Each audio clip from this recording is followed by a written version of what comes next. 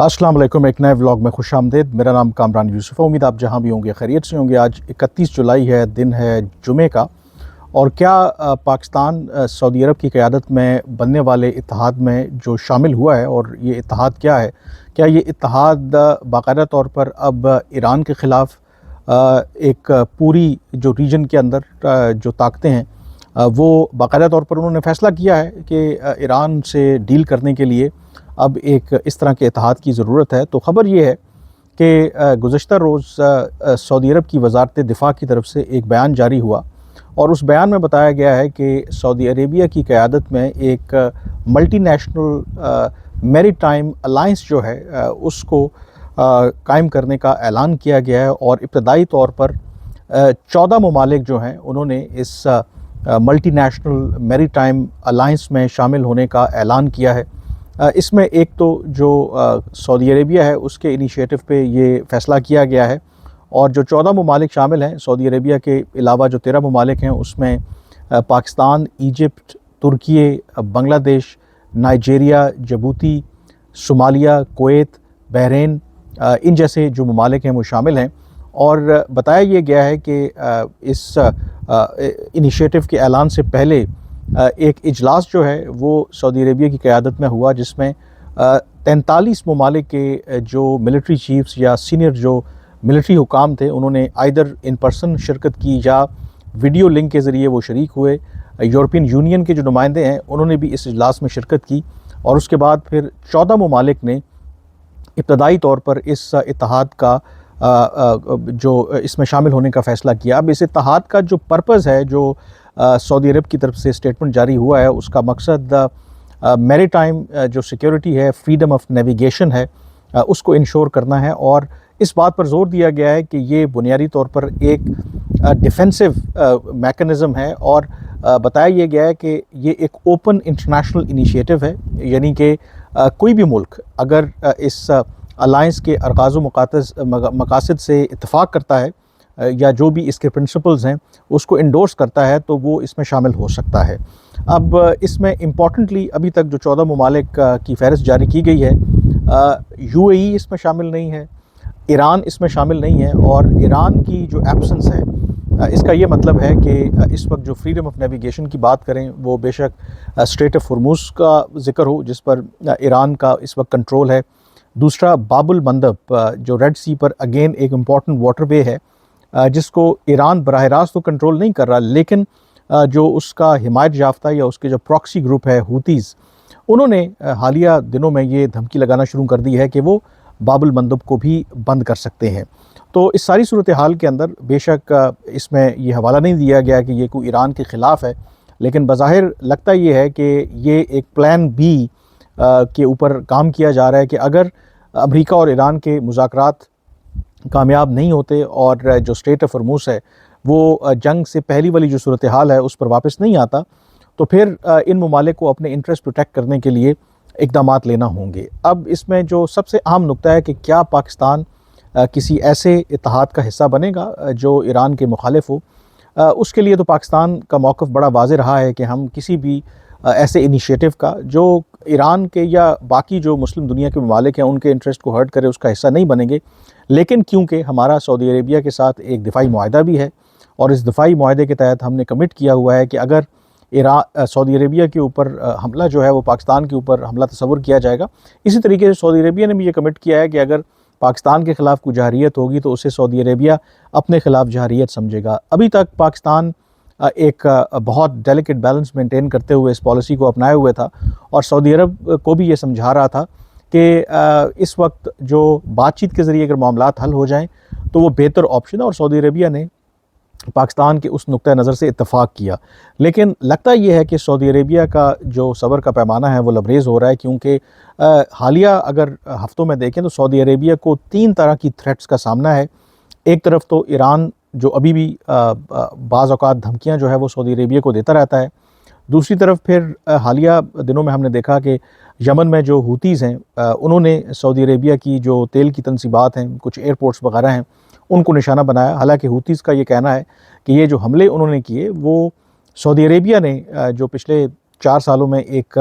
दोनों मुल्कों के दरमियान या सऊदी अरेबिया और हूतीज़ के दरमियान एक जंग बंदी थी, उसको उन्होंने तोड़ा और उसके जवाब में उन्होंने ये कार्रवाई की।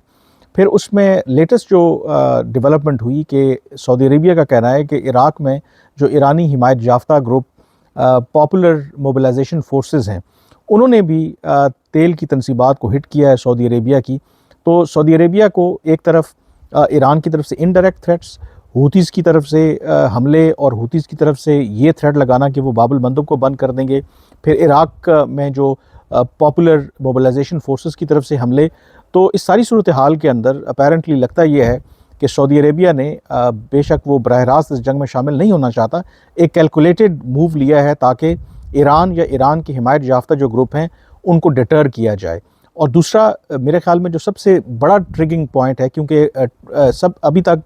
जो स्ट्रेट ऑफ हॉर्मज़ अगर बंद था तो या ईरान का उसके ऊपर कंट्रोल था, तो सऊदी अरेबिया को इस एतबार से फ़र्क नहीं पड़ा क्योंकि उन्होंने एक लाइन बिछा रखी है और रेड सी के ज़रिए वो दुनिया को तेल बेच रहे थे। पाकिस्तान को भी रेड सी के ज़रिए ही तेल आ रहा था। लेकिन अगर सऊदी अरेबिया के जो इकनॉमिक इंटरेस्ट हैं, ऑयल इंटरेस्ट हैं, वो हर्ट होते हैं और अगर बाबुल मंदब भी स्ट्रेट ऑफ हॉर्मज़ वाली सूरत हाल पे चला जाता है,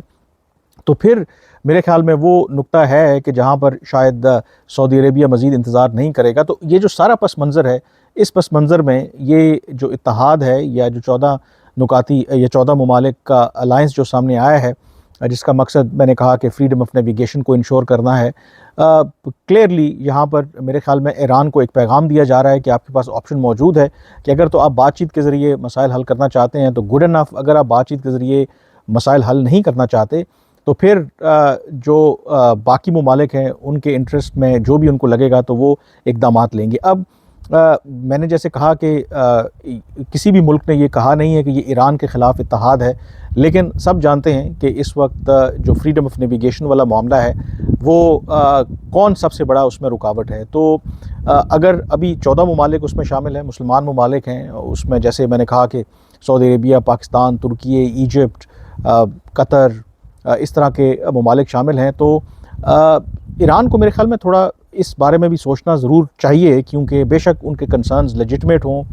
अमेरिका को लेकर के, फिर गल्फ़ में जो बेसिस अमेरिका के इस्तेमाल हो रहे हैं, लेकिन आफ्टर ऑल ईरान ने इस रीजन में ही रहना है, को एग्जिस्ट करना है। तो शायद एक मुतवाज़न जो पॉलिसी है उनको किसी न किसी सूरत अपनाना होगी, क्योंकि अगर ये कॉन्फ्लिक्ट इसी तरीके से ड्रैग होता रहा तो फिर शायद जो बाकी ममालिक हैं वो अपने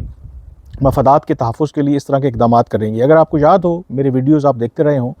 तो मैंने ये बात पहले भी कही थी कि ये जो कॉन्फ्लिक्ट है अमेरिका और ईरान का, बाकी जो तनाज़ात हैं इसलिए उनसे मुख्तलिफ है क्योंकि जो स्ट्रेट ऑफ हॉर्मज़ की बंदिश की वजह से जो पूरी जो दुनिया की जो इकॉनमी है, ख़ास करके जो तेल की सप्लाई दाव पर लगी हुई है, तो ये वियतनाम, इराक़ या अफ़गानिस्तान जैसी जो जंगें हैं उस तरीके से ये प्रोलॉन्ग नहीं हो सकता, यानी कि सालों चलता रहे और कोई क्लियर विनर भी ना हो। इसका हर सूरत में हल निकलना है, वो बेशक मुज़ाकरात के ज़रिए हो या फिर जंग के ज़रिए हो, क्योंकि स्ट्रेट ऑफ हॉर्मज़ को किसी न किसी तरीके से रीओपन होगा और पुरानी वाली सूरत हाल पे आना पड़ेगा। क्योंकि अगर ये इसी तरीके से प्रोलॉन्ग करता रहा तो एक तो तेल की सप्लाई तो मुतासर होगी ही होगी, लेकिन जो गल्फ़ कंट्रीज़ हैं जिनका ओढ़ना बिछोड़ना है या जिनकी जो मईशत है वो चलती तेल और गैस के ऊपर है, और ये एक अहम जो वाटरवे है और एक पानी की गुज़रगाह है, अगर इस तरीके से बंद रहती है या यहाँ पर गैर यकीनी की सूरत हाल रहती है तो in any case gulf countries की मईशतें तो वैसे ही तबाह हो जाएंगी। तो उनकी भी एक आई थिंक एक डेड लाइन है कि कितने अरसे तक वो इस तरह का जो दबाव है अपनी मईशत के ऊपर या इस तरह की जंग जो है वो बर्दाश्त कर सकते हैं। शायद एक पॉइंट पर वो आए हैं कि जहाँ पर वो कहें या आर या पार, और ये जो इत्तेहाद अब सामने आया है, मंजरेआम पर आया है, ये उसी सिलसिले की एक कड़ी है। और पाकिस्तान जो है अभी तक तो एक न्यूट्रल या एक मीडिएटर के तौर पर रोल तो प्ले कर रहा है, लेकिन साथ ही जब सऊदी अरेबिया के ऊपर हमले किए हूतीज़ ने और बाबुल मंदब को बंद करने की धमकी दी, तो पाकिस्तान ने बड़ा वाज़े तौर पर एक जो पैगाम है वो दिया। और मेरे ख़्याल में जब से ये कॉन्फ्लिक्ट स्टार्ट हुआ है सबसे सख्त बयान पाकिस्तान ने जारी किया था, जिसमें वाज़े तौर पर पाकिस्तान ने इशारा दिया था कि अगर पाकिस्तान के मैरीटाइम इंटरेस्ट को नुकसान पहुंचाया जाएगा تو پاکستان یہ حق محفوظ رکھتا ہے کہ وہ اپنے مفادات کے تحفظ کے لیے، میری ٹائم سیکیورٹی کے لیے اگر طاقت کا استعمال بھی کرنا پڑے تو وہ طاقت کا استعمال کرے گا. یعنی کہ ان ادر ورڈز پاکستان نے حوثیز کو ٹارگٹ کیا، لیکن حوثیز کے ساتھ کلیئرلی آپ کہہ سکتے ہیں کہ پاکستان کا اشارہ ایران کی طرف بھی تھا. تو اوور آل میرے خیال میں ابھی تک اس انیشیٹو کا مقصد جو ہے، میرا نہیں خیال کہ ایک اس موقع کے اوپر پریکٹیکلی کوئی ایسی فورس وہ بنانا چاہتے ہیں جس میں فزیکلی وہ اس جنگ میں شامل ہوں.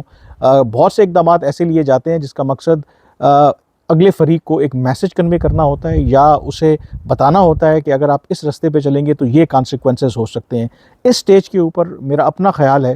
کہ اس سارے انیشیٹو کا مقصد یہ ہے کہ ایران کو شاید ایک میسج دیا جائے اور ایران سوچے کہ انہوں نے کون سا رستہ اختیار کرنا ہے. اگر تو وہ بات چیت کے ذریعے معاملات کو حل کرنے کی طرف جائیں گے تو اس کے لیے پہلے بھی ذکر ہو چکا ہے کہ جو سعودی عرب سمیت باقی جو عرب ممالک ہیں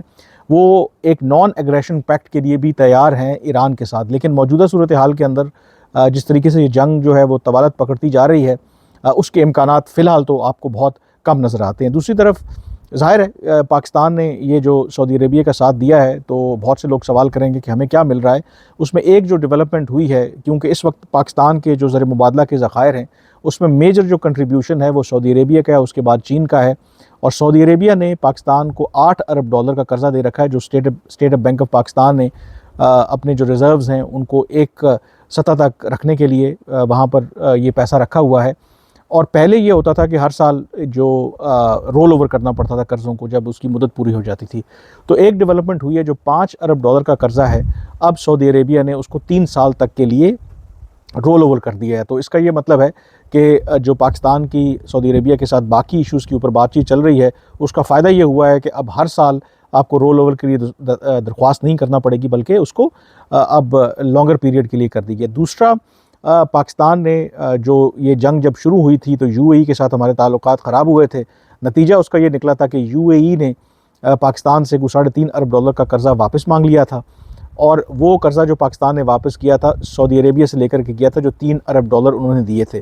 وہ $3 ارب انیشلی جو دیے تھے سعودی عربیہ نے وہ 3 مہینے کے لیے دیے تھے، لیکن اب یہ بتایا جا رہا ہے کہ اس کو بھی سعودی عربیہ نے رول اوور کر دیا ہے. تو کلیئرلی یہاں پر جو جیو اسٹریٹجک یا جو اسٹریٹجک الائنمنٹ ہے پاکستان اور سعودی عربیہ کے درمیان، سعودی عربیہ کو پاکستان کی سیکیورٹی چاہیے، سعودی عربیہ کو پاکستان کا ساتھ چاہیے کہ تاکہ سعودی عربیہ کی ٹیریٹوریل انٹیگریٹی اور سوورنٹی کو پروٹیکٹ کیا جا سکے. پاکستان کو ان ریٹرن سرٹنلی جو اس وقت ہماری معاشی صورتحال ہے اس میں جس طرح کی بھی پاکستان کو اسسٹنس ہے، وہ پاکستان کی جو ایکسپیکٹیشن ہے وہ سعودی عربیہ سے ہے، اور اس کے مطابق یہ جو $8 ارب کا قرضہ ہے اس کو سعودی عربیہ نے رول اوور کر دیا ہے. آج کے ولاگ سے اتنا ہی. اب مجھے اجازت دیجیے. اللہ حافظ.